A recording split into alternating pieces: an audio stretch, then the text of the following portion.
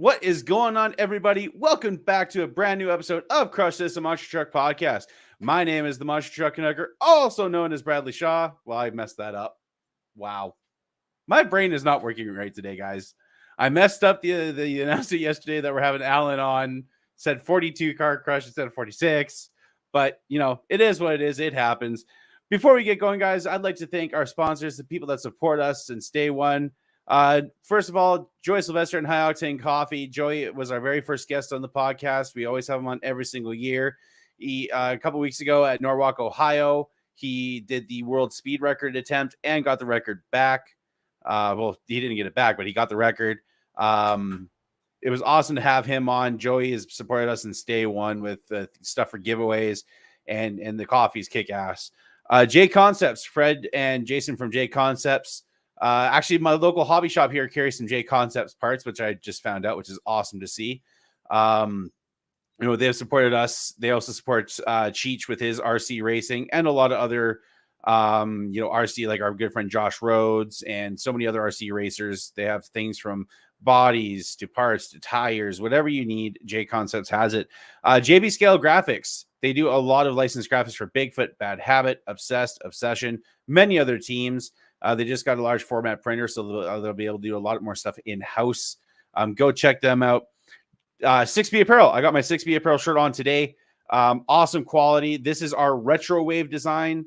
We also have our OG, old school design, the OG logo that I designed years ago, it seems at this point. Awesome quality shirts, comfortable, good price. You can either get this crew shirt or the other one and or hoodies. They are $100 a pop. You have to message me or Cheech, and then we will send that money to Chris, and he will print them, and then he'll ship them to you guys. Backdrop Productions, Nick Davis, awesome stuff that he does. A lot of sand drags, a lot of mud drags, a lot of the monster truck stuff. He was doing a lot of stuff for the monster truck invasion at Hagerstown Speedway. Also did some stuff for Versus Monster Trucks, Monsters and Megas. Justin Story with his book Making Tracks, his comic. Go check that out. Amazon, $10 a pop. It is an awesome book. Very entertaining. Hall Brothers Racing. We want to thank Hall Brothers Racing for supporting us and helping us get the decals that Cheech has, or decals. I know I say it different, but I'm Canadian. If you wanted one of those, message Cheech. I love seeing all the stickers out and about. MTRC Scale Monster Truck Racing, Colby Marshall, one of the brains behind the Monster blog and TMB TV. He is the one that does he created our intro for the podcast. Love working with Colby. He is an awesome dude, very talented at what he does a lot of stuff for the Toughest Monster Truck Tour in first quarters and stuff. And then myself, Bradley Shaw Designs. If you want to check some stuff out, go to bradleyshawdesigns.com. And yeah. All right, guys, we have Alan Fenstermaker on the show, driver of Earthquake and many other trucks. He just completed the 46 car pyramid this past weekend, and we're going to talk to him all about that after we do the intro. And let's get into it, guys.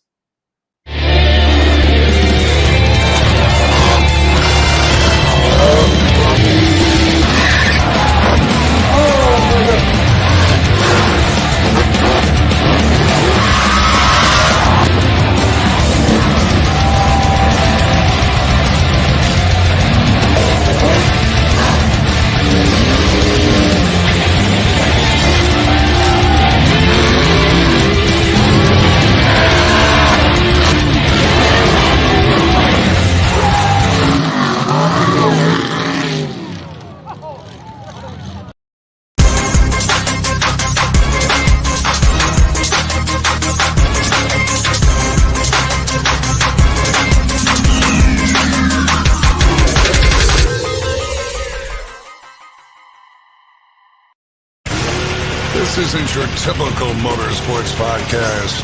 You're listening to Crush This, a monster truck podcast presented by High Octane Coffee and J Concepts. A show where we take you inside the minds of your favorite drivers, past and present, of the monster truck industry.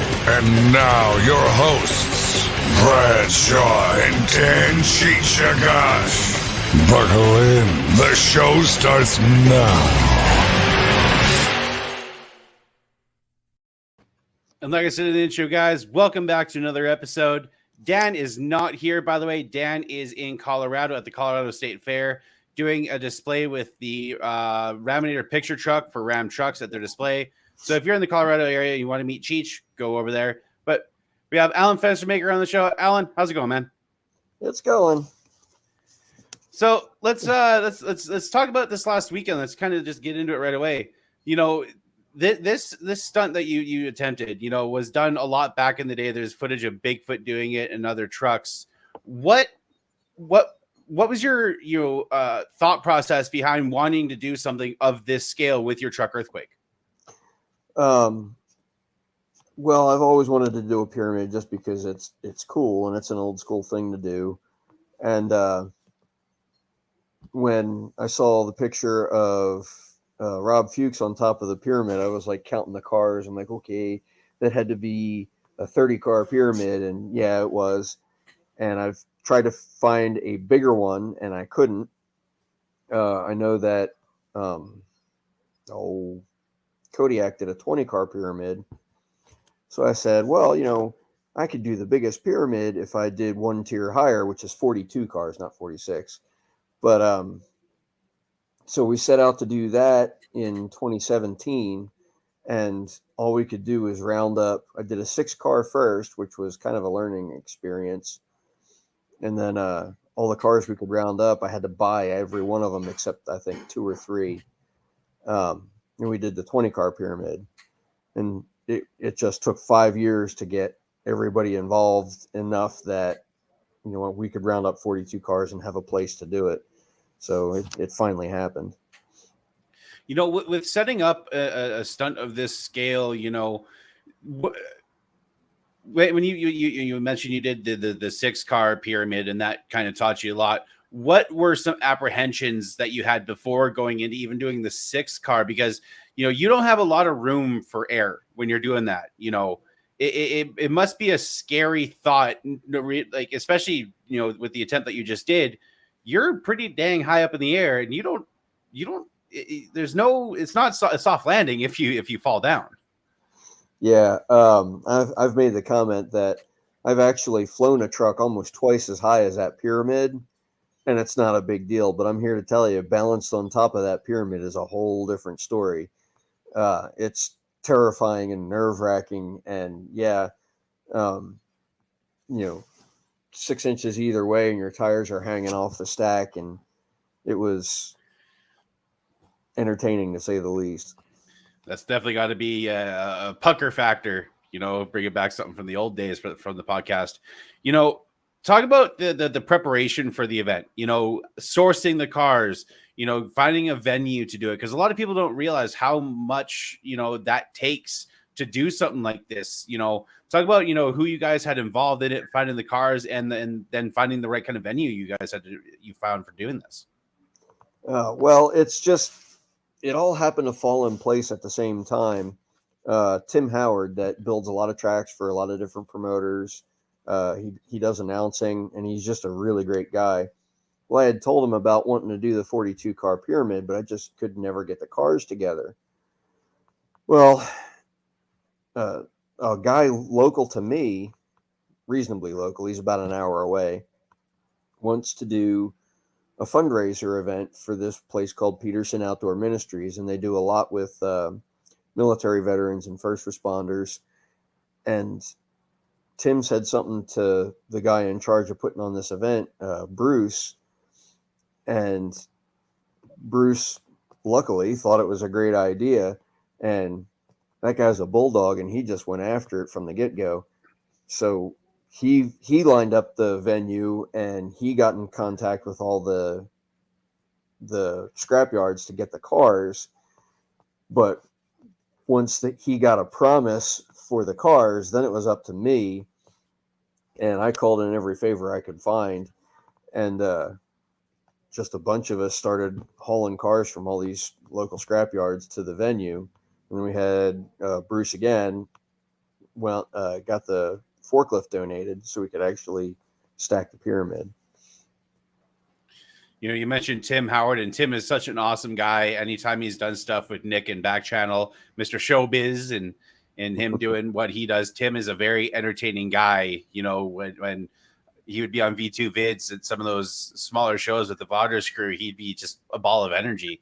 How long did it take you guys to set it all up? Because 46 cars, that's a lot of cars. And how long did it take you guys? And then you guys painted all the cars in an American flag, being all patriotic, which was awesome to see. How long did it take you guys to set up the stunt?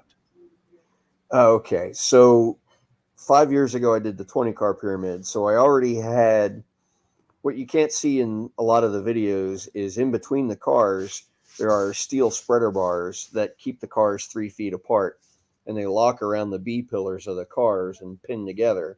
And then there's ratchet straps holding all the bars together. So as I cinch down on the ratchet straps, the pyramid just gets tighter and tighter, so it doesn't move as much. So I already had that experience with the 20 car. Like I said, that was a trial run.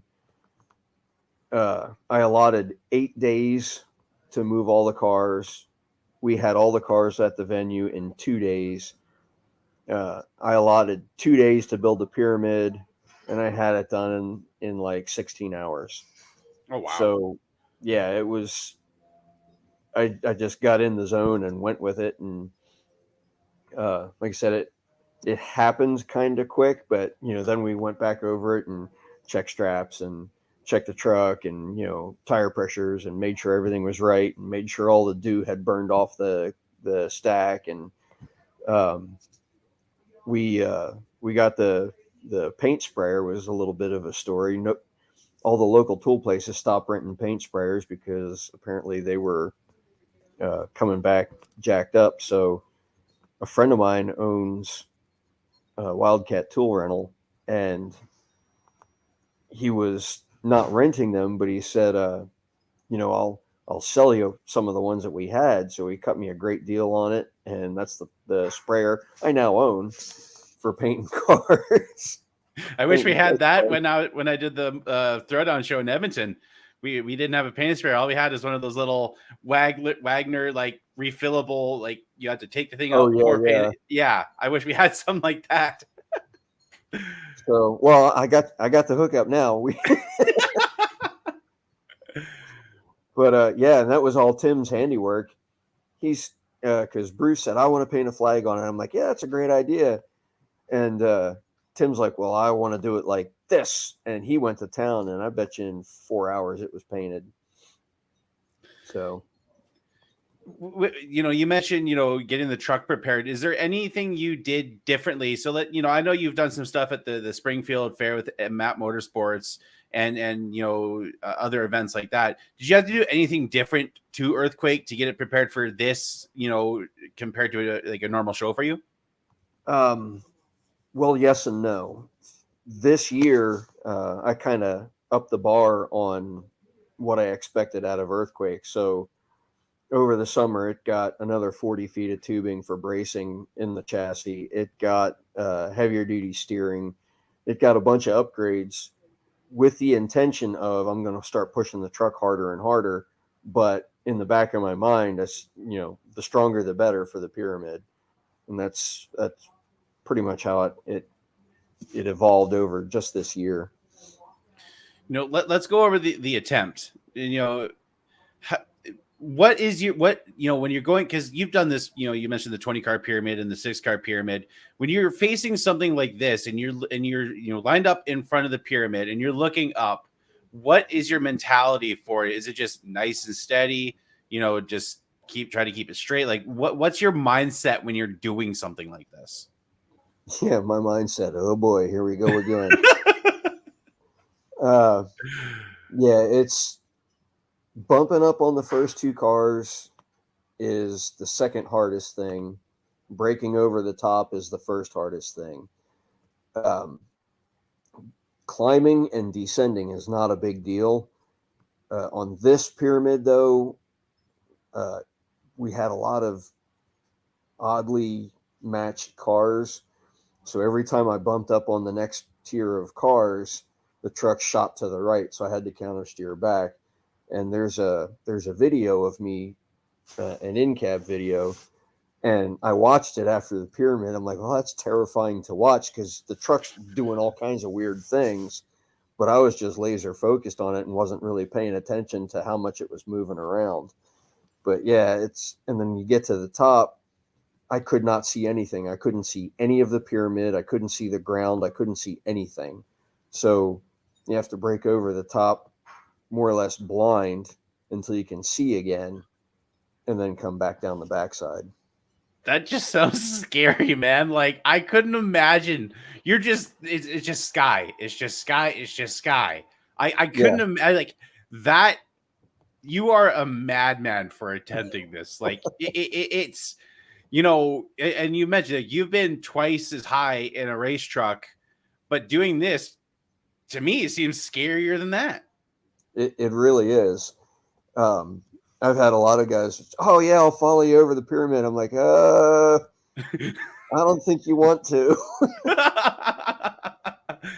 It just like it amazes me what you can do in earthquake. It shocks me because it's a leaf spring truck. It's an old school based truck, but you're going and doing like I think it was um either Miami or Springfield where you were just sending it in that truck. You're doing things with a truck with technology that's ancient, but like it boggles my mind, man. You're doing a lot of this stuff that these modern trucks can do, like the sky wheelies and stuff. And talk about your truck earthquake a little bit. If people don't know what's the chassis, what do you have for a motor, like what's the truck, if people don't know. Okay, so it is actually a 1975 F250. It's a real high boy Ford 4-wheel drive. It's got a factory steel body, factory frame rails. The front leaf springs are the rear leaf springs from a Freightliner cabin chassis. And then the rear leaf springs are the front leaf springs for a deuce and a half Army truck. There's 8 shocks on the truck, 2 in the front, 2 per corner. And it just works. I've fine-tuned the suspension, and you would be amazed at just little adjustments made the hugest difference in the way springs travel and the way it rebounds and everything. And if you ever watch Earthquake run, it flexes like a 4-link truck. With the new springs, there's not as much travel. I'm getting about 10 to 12 inches of travel out of it, front and rear. And it just works. Like when I was doing the wheel stands in Springfield, when it was coming down, it was landing just like a modern truck. It felt like I was landing in marshmallows. A lot of the old school guys and a lot of the people say, "Oh no, there's no way." But even 40 years later, leaf springs have better technology than they did back in the day. Because like I look at some of the times the way you land, I'm like, that's gotta hurt. But you're describing it lands better than some modern trucks. And we were talking a little bit before we got on, and this is something I wanted to bring up. The differences between driving earthquake and a modern truck. Because I'm not too sure about this, but did you drive a modern truck before you built earthquake and started driving it, or was earthquake first and then a modern truck came? Earthquake was first, and it was actually very beneficial. And all the modern truck guys are gonna beat me up for this, but you need to drive a leaf spring truck first. That really opens your eyes as to how a truck works, because I always say that driving a monster truck is the most technical driving of any motorsport. A split second later on the throttle, or you let out too soon, will mean the difference between balling the truck up and then landing smooth. But a leaf spring magnifies that. So if you mess up, it messes up bad. There's very little forgiveness. And driving earthquake for 4 or 5 years before I ever jumped in a modern truck, I'll never forget it. We were in Harrisburg, Pennsylvania, and Jeff Bursey was running the show. And I pulled him aside. I'm like, "Hey, I'm a little nervous." He goes, what for? You can drive. And I said, yeah, I can drive Earthquake, but I've never driven a modern truck. I don't know what to do. And he said, well, just drive it like Earthquake. And I thought, I'm like, well, I can do that. So I read cars the same way. I hit stuff the same way. And, the truck reacts similarly, just bigger with the modern truck. And But, and you know, oh, it go just ahead. it just like the retro monster truck stuff has gotten popular over the last couple of years, like when the Hall of Fame came out. But I think you with Earthquake has kind of brought it to a whole different level, because before it was just doing a car crush or stuff like that, but you're going out and pushing your truck to the absolute limit. you know it, do you think that the modern stuff is slowing down recently, or do you think it's still gaining in that popularity in the sport again? Uh, you know, I, both trucks have a place. I love to drive the modern truck. It's definitely a more exciting show in the modern truck. But I've had people tell me that, you know, yeah, we can fly higher in the modern truck. Yeah, it's faster, but Earthquake, I want to see that truck run. And, you know, I'm very appreciative of that. And I always try to put on the best show I can possibly put on in that truck. And, of course I fall short in performance, but like, as compared to the modern trucks, but I always try my best. So I think they both have a place. There's a fan base for both. So I'm just trying to stretch it with Earthquake to for the modern truck fans. Well, this is where it came from, and we're still relevant. You know what I mean? Yeah. What kind of safety equipment have you implemented in Earthquake? Because I do see RI lights in it. What safety precautions have you implemented it so you can run at a lot of these shows with Map Motorsports and other promoters that require a higher standard of safety at their shows? I have everything that a modern truck has.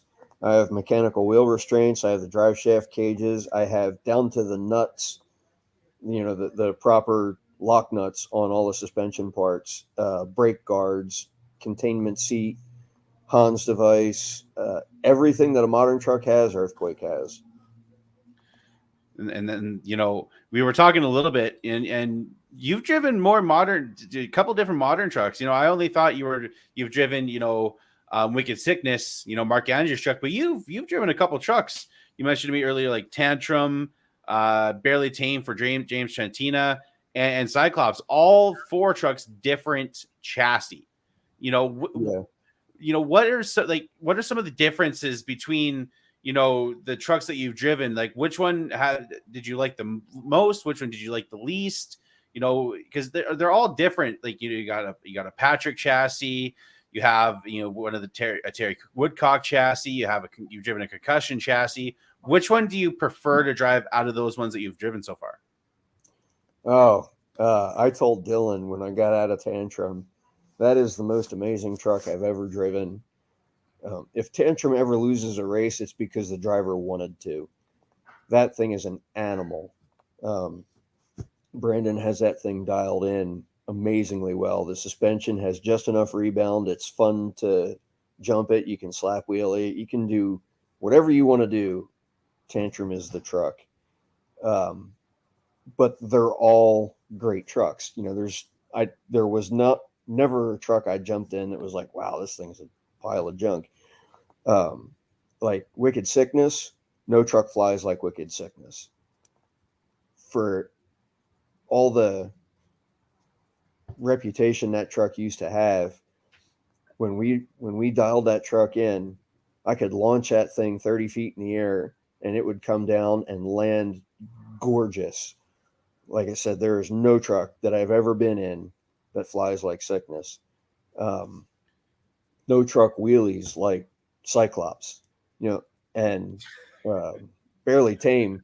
Barely Tame flies pretty darn good. Yeah, I got myself in trouble in Barely Tame, but Well, and you mentioned, the Cyclops truck. Terry Woodcock builds trucks to wheelie, like that, Oh same as yeah. that, and like the old Don King trucks. Those trucks are just set up to wheelie. Like there's just something that he does when he builds those trucks. They're just wheelie machines. Oh yeah. I've never been able to see the new Cyclops personally, but in videos, my God, that thing just it does it effortlessly. Oh yeah. The first hit I took in Cyclops, my wife was sitting next to Terry in the stands, and I just popped it. It was no big deal because I'm used to doing it in everything, and uh, Earthquake especially loves to do wheelies. So I just popped it up, sat it on the wheelie bar, and let it flop over. And Terry's like, "Wow, he stuck that thing right on the wheelie bar." And Tiffany's like, "Yeah, he does that in Earthquake every time." And another truck does that well is Stomper. Oh yeah, That Dalton knows how to wheelie that truck. oh yeah. Let's talk a little bit about MAP Map Motorsports. Hmm. Unfortunately, I believe it was last month, the month before. I believe it was Chris Darnell passed away Yes. in Shockwave, and you've done a lot of events for the Darnell family with Map Motorsports. Talk about running for them, and also talk about Chris, because from what stories I've heard, he was an awesome individual to be around. Someone that would basically give the shirt off of his back to anybody that needed it. Oh yeah. Well, the Darnell family in general. Um, my experience with Chris is very limited. He wasn't at a lot of the shows that we were at, but I did meet him once or twice. But yeah, wonderful individual, and his brother John that runs Map now, just an amazing person. He's given me breaks when nobody else would. Um, he believes in the old school movement, and he was willing to stick his neck out for me and book Earthquake a few different times, and I'm very grateful for that. Their show in Miami is probably one of the crown jewels of the sport. I think there's a couple of events like Monster Jam World Finals, even though sometimes it gets a lot of flack. I believe that is a crown jewel of the sport. The Circle K Monster Truck Bash at Charlotte that just happened a couple weeks ago is another crown jewel. And Miami is a crown jewel. There's certain events that is just, it has an aura about it. And Miami is one of those events. Talk about, going to do that show and just the vibe about that show, because whenever TMB does a video on it, it seems just nuts and crazy. Talk about going to that event, doing that event, and just the overall general feel of that event. Well, it was a bucket list show for me for years, and a couple months ahead of time, uh, John called me and said, "Hey, I need your truck for Miami." And I said, "Which one?" He said, "Yes." And I'm like, "Oh, okay."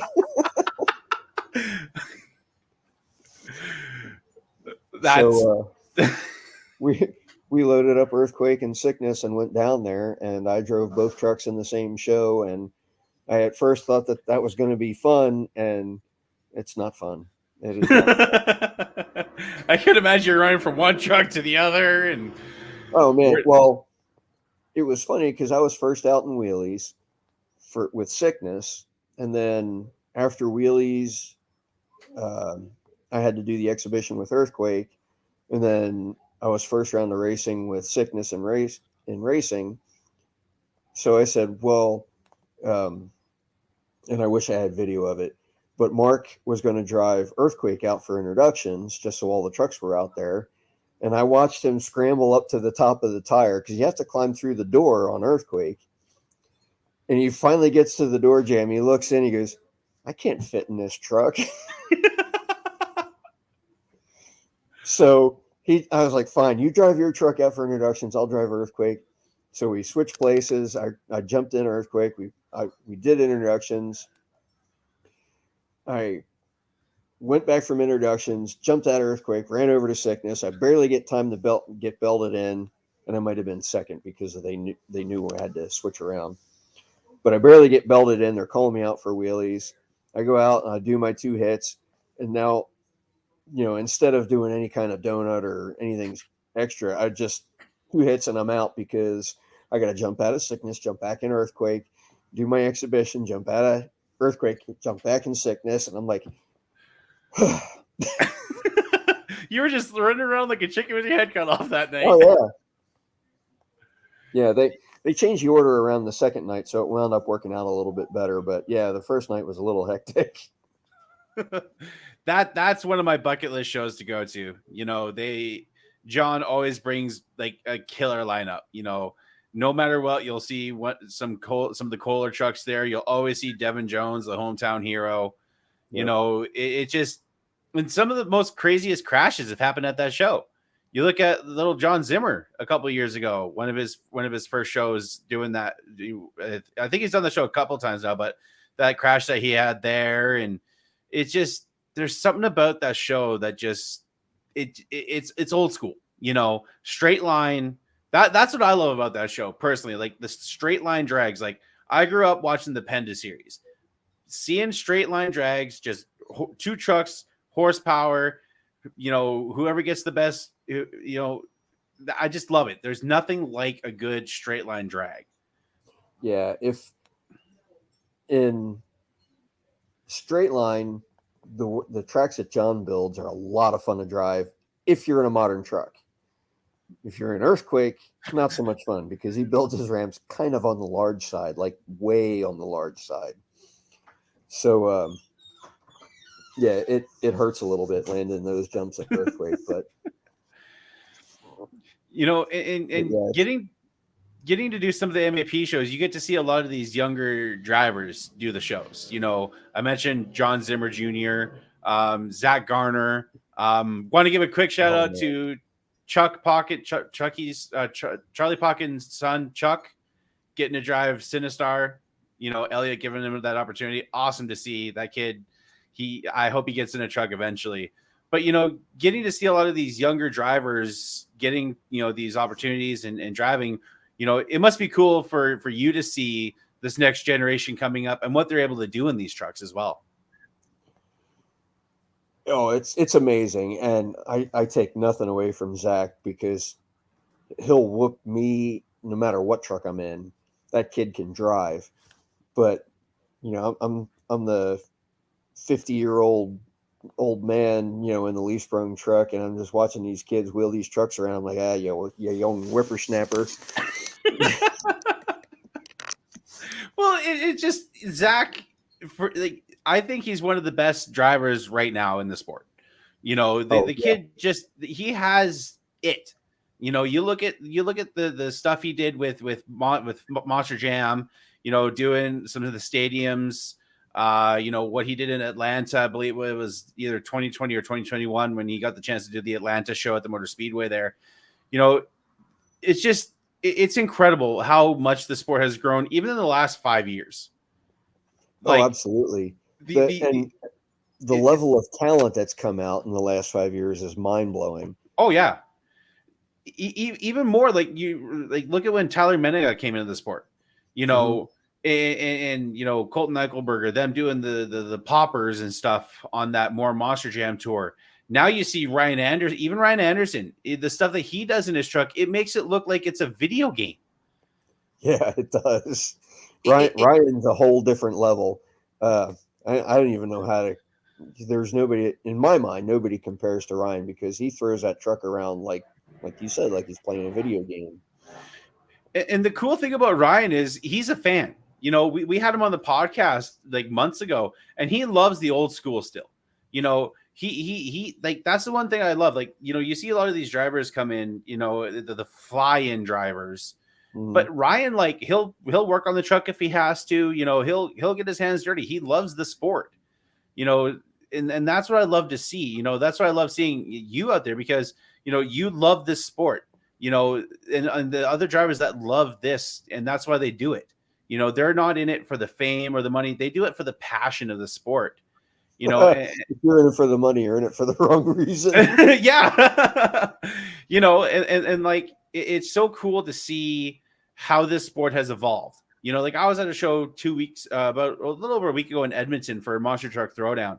And the stands were packed every single day. And Feld was doing a show 2 hours away in Calgary.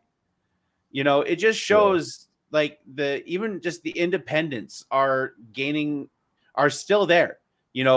Feld might be, the juggernaut, the WWE of the monster truck world, but the indies is where it's at. I've had more fun at independent shows than company shows, and I will debate that every single day with somebody that likes to go to Feld shows. But indie shows are just fun. It's that old school feeling that I think is important to have in this sport. Yeah, just being on the other side of the fence, I get to see behind the scenes more than anybody in the stands would.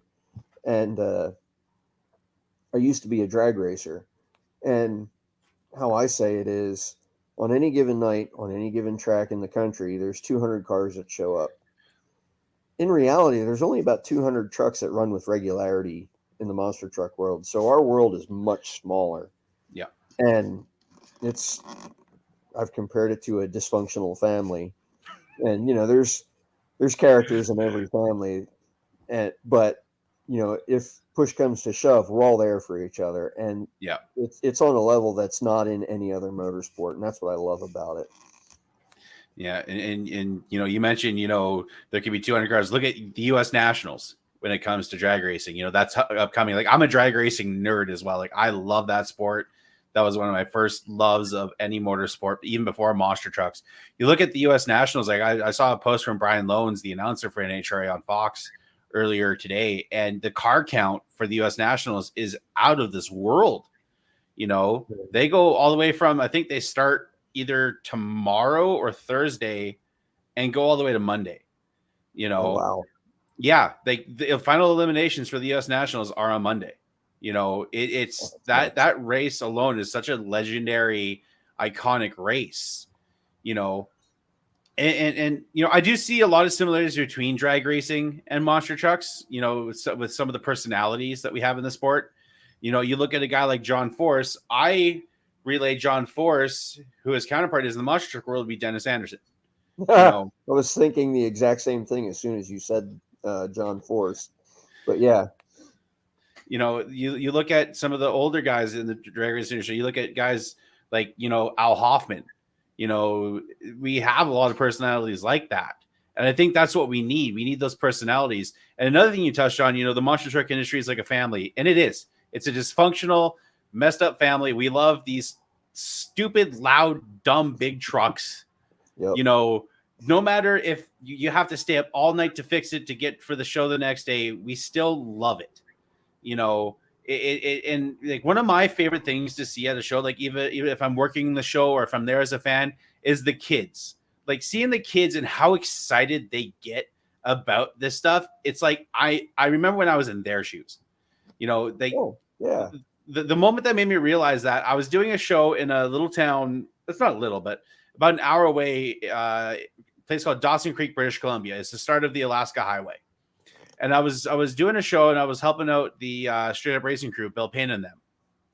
And I was helping, people up and down the ladder for the ride truck, and just seeing how excited the kids got and giving them high fives and seeing how excited they were. I'm like, that. I remember when I was that. I remember when I was their age and watching the Penda Point series, eating snacks and like, that's.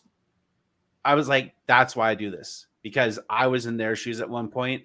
And I still have the passion 31 years later, and I think that's important. If you don't have the passion, then don't stay in the business. You have to have a passion for it no matter what. There's guys that get into this for whatever their motives are.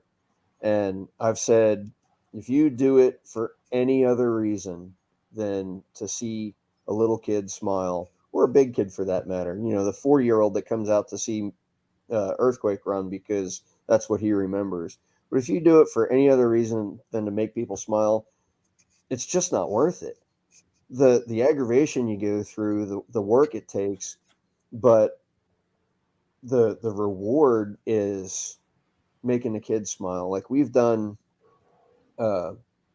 benefit shows and charity shows where kids are battling some really ugly diseases, childhood cancer and brain tumors and just horrible stuff that no kid should have to go through. But if we can put on a show and make them feel like a normal kid for a couple hours, man, that's it. That's everything. Yeah, I agree. Like even like personally for me, like, sometimes when my life is just messed up, things aren't going good, like I'm like miserable. Whenever I'm at a show, that goes away. You Oh, know, absolutely. like those are the moments where I'm like, okay, I'm finally at peace. I get to enjoy something I love, and that's important. And even like professionally as a designer, getting to see some of my stuff out and about there, like Stomper, American Scout, Stinger, Pretty Wicked. That's so cool. Still, like I never thought for me personally, like me just doodling and messing around in Photoshop would lead to this. Even doing the podcast. We need these avenues in the sport to keep it going. You know, Yeah. it's another cool thing that you've been able to do over the last couple of years, which is coming up, is the Bigfoot Open House. Yes. That is happening. Is it this upcoming weekend?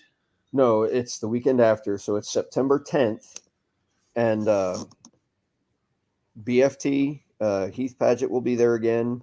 High Roller Jeff Kreckler will be there again. We have a couple new guys coming. There is a Blue Ox, a big Dodge, and then Steve Elliott with Megatoy will be there, and I'm pretty sure the White Sides with Made in America will be on display again. But we'll have Earthquake there. I'm not sure if Danger Ranger is going to show up. That's another truck that I built. He said he was going to, but I haven't had a chance to work on that truck like I should have been. So I hope he shows up, but we'll see. That event has gotten a lot of traction ever since they moved to Pacific. Being able to have that lot beside them to do the old school car crushes. What you guys are doing. The exhibitions that Bigfoot puts on themselves. That event is special. That's another one of those bucket list items. That and going to the Hall of Fame. And Bigfoot. Saying, hey, bring your guys' trucks out. We'll do something with them. That must be really cool to be able to do that with Bigfoot and show the fans, hey, this is where we started. Yeah, and I'm not exactly sure how I wound up being a part of that, but however it happened, I'm grateful because it's one of my favorite things to do every year.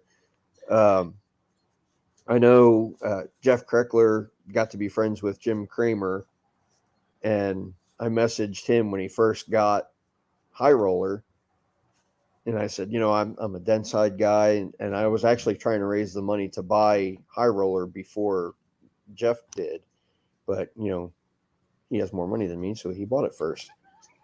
But I offered, I said, if you need anything, I got parts. At the time I had a hot rod shop. I said, we can do the work. We can do, build the chassis, whatever you want to do. And he wound up getting a hold of me, and we rebuilt that truck in record time.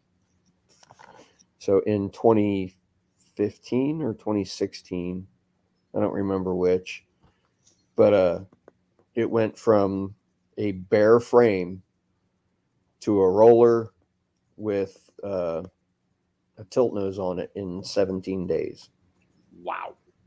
Yeah. That's a lot of hard work in a short amount of time. Yeah. And then 3.5 months total, including that 17 days, it rolled out of the shop, completed, done. That's crazy. Because Yeah, I'd expect it to take way longer than that, but you guys just busted your ass. Yeah, I looked like a cancer patient at the end of that. So we got a question here from my good buddy Kevin Forrester Wilkie. Oh, Says, yeah. hey Alan, what is your most rewarding moment in monster trucks? Ooh, that's a good one. My most rewarding moment. You know what? I think it was Springfield about a month ago. We showed up. John booked us for the show. We showed up, and hometown crowd, and they were all cheering for Earthquake. and Zach was there, and his dad was there, and Devin was there. A lot of great trucks were there, and I'm watching the video back of me performing an Earthquake, and I'm hearing the crowd go nuts, and I'm like, wow, that's kind of cool. But and after that, that one self-indulgent thing, the most rewarding thing is if, like I said, I can make a kid smile. I always get the shy kids that come up that don't want to say anything, and during the pit party, and I always say, well, you're not allowed to be shy. This is a monster truck show, and they crack a smile, and that's pretty much where it's at. Another cool thing, which I told you a little bit before we started, is the Kings of Crunch. Your truck is involved in that, and we don't get those a lot up here. Sometimes I can find them randomly at a Walmart, and yours is one that I found randomly at the Walmart where I'm from. Talk about getting your truck in a die-cast form, especially with the detail that Greenlight puts into their trucks. Talk about that process, and then when you got your version of it when you saw it for the first time. Well, it's actually kind of funny because they did the 164th and the 143rd, I guess, is the next size up. But well, they said, well, we need pictures of it, and I said, oh, okay, well, go on the Facebook page. There's all kinds of different pictures in every different angle, and you can see everything that is on the truck. But I wasn't very specific. So if you look at the truck from Greenlight, it has every graphic that Earthquake ever had, but Earthquake never had all of those graphics on it at the same time. So, you got the deluxe version for the graphics, but it was it's really cool to look at, and I still sell them at shows. My dog is bothering me here. Come on, hit the bricks, will you? It's cool seeing like a company like Greenlight, take to the nostalgia stuff. I recently just picked up, I know it's like War something and Kodiak are the recent ones I picked up. Just randomly found them at my local Walmart, and it's so cool to see them doing a lot of these old school trucks, and yeah, they kind of done some modern stuff. I know they've did Donald Eminettio's Titan, but in an old school way, and Wildfoot, it's on an old school chassis, but it's cool to see something like that because, for the years, it's always been either Hot Wheels or Spin Master, but to see them pay attention to detail. And I have to tell my fiance this every single time. They're not toys, they're collectibles. And I have to tell fans that when they buy them. Now, this isn't a toy, it's a collectible. If you play with it, it'll break. Yeah. I'm just like, no, just don't touch, no touchy. Yeah. No touchy the toy. No touchy the collectible. Oh man. Yeah, it's actually kind of fun because sometimes, I'll jokingly say, well, if you want to keep one in the package, you can buy two, and that way you can, open one and play with it carefully, and then keep one in the package, and then then you have the collector and the toy. But yeah, it's really cool to see my truck in diecast form. The only way that I would open mine up is to put it as like display. Find like a toy car, crush it up a little bit, and display it that way. I'm not gonna play with them. Like, no. Like I have some out of the package because the package sometimes gets destroyed, and I just have them on display. But like, it's so cool. Even getting some of the air packaging. Like I have a USA one of like I think it's the bigger, a little bit bigger. It's not like the small one. It's the little bit bigger one. But the package on it says Gulf Super Special. So it's always cool to get some of those air packaging. And then they do like the exclusives, like the greenies, or I know they're doing like an exclusive one with Walmart now with like blue rims or something. It's just so cool with the collecting side of it all. It's cool. Yeah, I have a greeny version of Earthquake in 164th. I do have the 143rd. There won't be a 118th, and that's a whole different story that we won't get into. But I do have a 118th of King Kong, and I'm looking at it right now. But yeah, it's fun. Let's talk about this last first quarter. You were driving Wicked Sickness in this past first quarter. Talk about how the first quarter went for you, and then what's next. Any upcoming events besides the Bigfoot Open House. Yeah.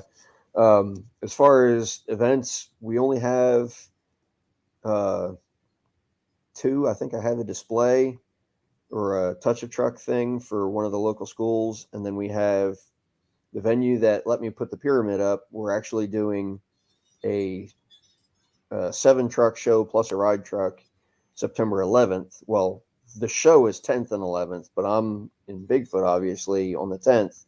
So as soon as we're done at Bigfoot, I got to load up and hightail it back down to Aurora so I can be there for Sunday's show because I'm part of the show on Sunday. But first quarter, wow. We came out of the gate not good. First show was in Shipshewana, Indiana, and blew a planetary in racing.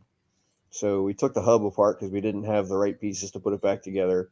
Or maybe we did, but we didn't have enough time because it was an inner bearing that was jacked up. So we're just like, we'll just run in 2-wheel drive. So that's what we did. It was an ice storm that day. It was an indoor show, but it was an ice storm outside. And we wanted to get home. So we left.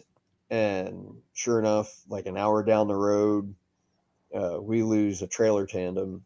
So at 2:00 in the morning, I'm chaining an axle up on a trailer so we can make it home to get the trailer fixed in an ice storm.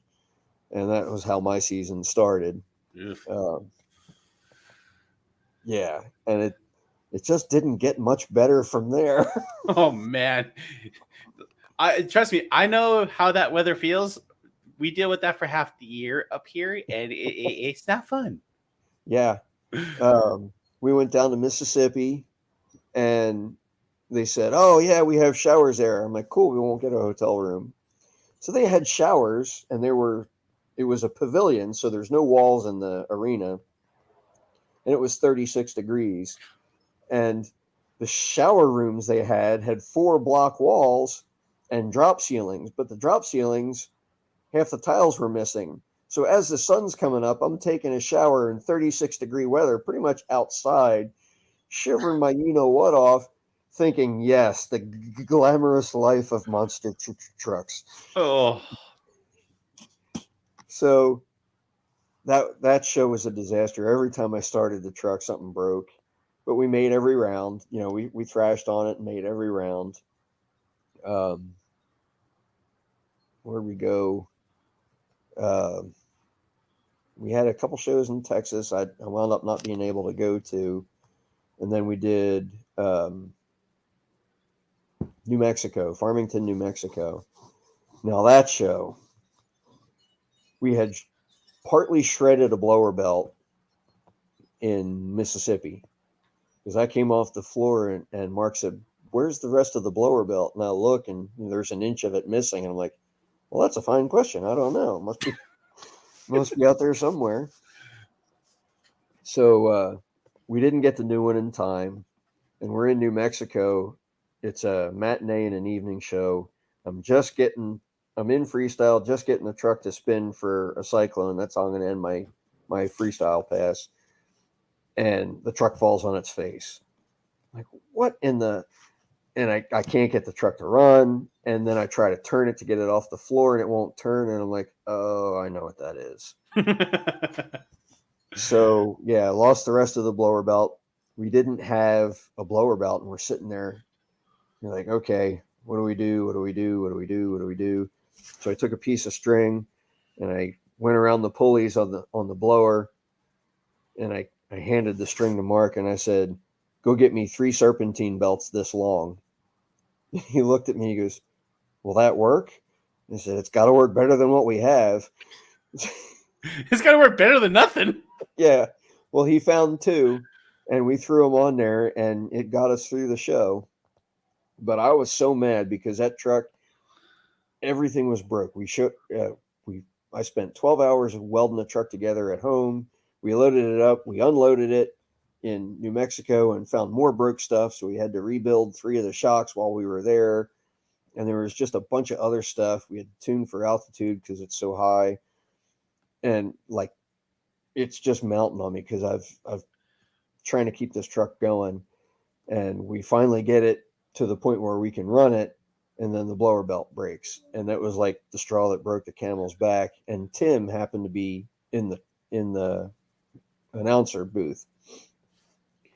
So I go back into Tim and I said, I need you to do me a favor. He goes, what?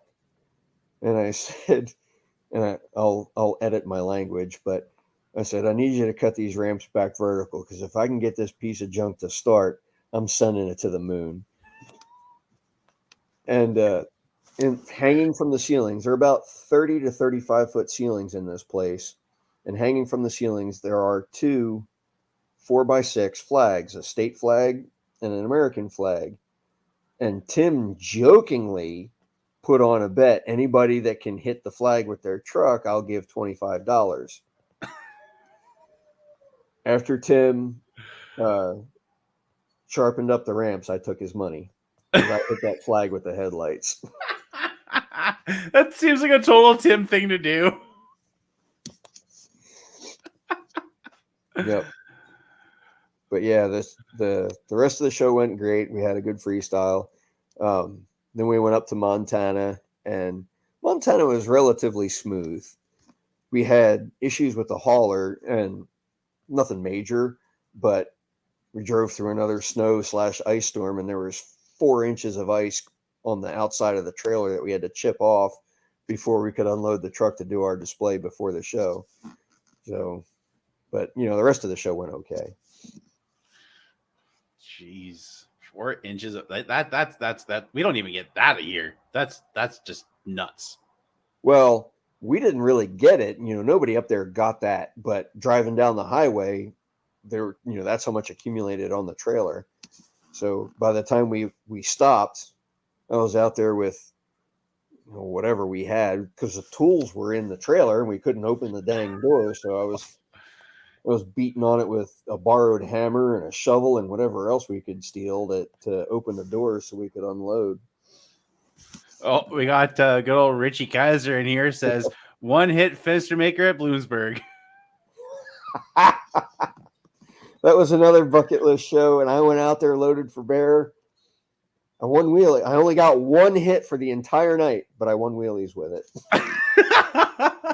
Hey, if you're gonna make 1 hit, make it spectacular, man. Oh, it was. As we wind down, what's your next goal or stunt you want to do with Earthquake? You've conquered the 46 car pyramid. What's next? I don't know. I've done a lot of chassis modifications. At this point, I'd be happy with being a novelty act. If you wanted an old school truck in your show that can put on a show, or if you needed a filler truck, I'd be happy with that. I hesitate pushing the truck any further because all of the modifications I made this year, realistically speaking, I am nitro shocks and 500 horsepower away from being a modern truck with a steel body. I don't want to do that to that truck. So over the winter, we had decided that we were going to build another old school truck. Turns out it's going to wind up being a modern truck. Is this breaking news, or is this the first people have heard about this? It's been mentioned, but I guess, yeah. Hey, we're going to build a modern truck. Well, you heard it here first, guys. It'd be cool to see an old school truck attempt to stop you. Just trying to, put a little bug in your ear. It'd be interesting. It's capable of doing it. It's definitely got the brakes for it. I hesitate doing that because if I screw it up, that's a lot of body work. Maybe for an attempt like this, build an exo cage. We'll see. We'll see. Richie has an idea for what's next. Cheez-Its as a sponsor. that's a that's a long story, a hilariously long story. Well, if it includes if it includes Richie or Colton, it's going to be a hilarious story. Oh, it was actually Mark Entwistle, Ah, old T-Rex. I've seen stuff about him too. He seems like a riot as well. That whole like American Scout Stomper team just seems like a riot to be around. That one of the best shows, or well, any of the best shows that I've ever been at, they have been there. They just make everything so much more fun. That whole crew is hilarious. But yeah, there was a Cheez-It incident at the Hall of Fame hotel room last year, and yeah, I don't want to broadcast that story because I want to leave Mark some dignity. Is there any social media that people can follow you on, find out more information about Earthquake, Wicked Sickness, and where you guys are heading next? The only thing that I have right now is my Facebook page. I had a YouTube channel, and it's still out there. It's Old School Monster Life. It's a behind the scenes look at, basically building this truck and running it with nothing. I've built it in my driveway. You can follow the videos of me building it and modifying it throughout the years. I haven't done anything since probably first quarter of last year just because we haven't had the time. But we're trying to get back into shooting video and posting stuff back on there. But Facebook is Shaker Racing Monster Truck Team, and anything that I do with any truck usually winds up on that page, so you can kind of keep up with us there. Dalton has one last comment. It says Mark has no dignity left. not after the banquet, he don't. That's an event that I want to get to at some point. Probably it won't be this year because I have a wedding to save up for and stuff in December. But I'm hoping the year after that I'll finally be able to get to the Hall of Fame. That is a bucket list event, and to do a live show with Cheech at the Hall of Fame. And because I know he's been able to do that show, and it's cool that we have a Hall of Fame.